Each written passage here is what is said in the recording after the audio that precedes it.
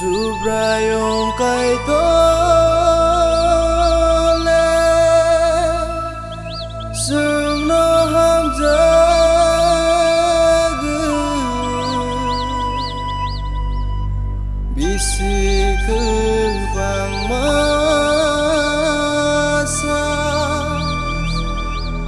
Tidule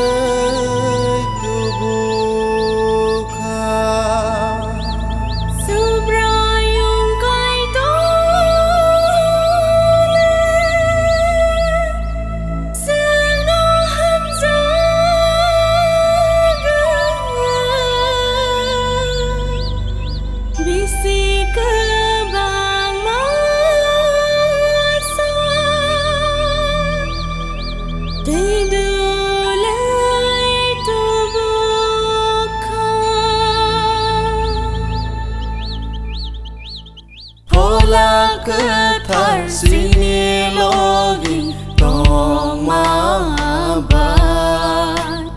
Tekto bir manis salbo Laye hai kasa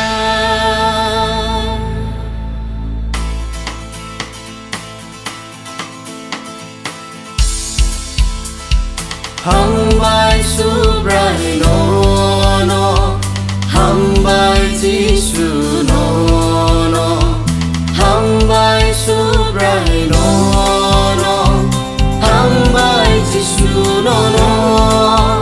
Oh sini subrayo Kai tornini hamari Oh sini subrayo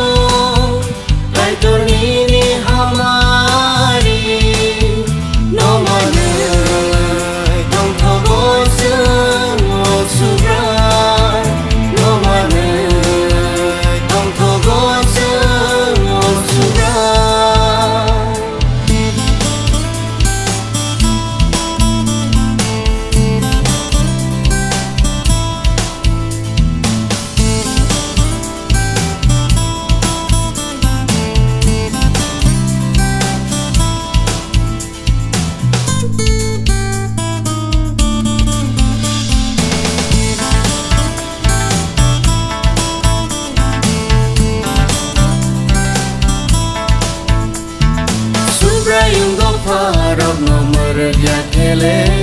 Ado farok le komori thangna Subrayung do farok nomor yakele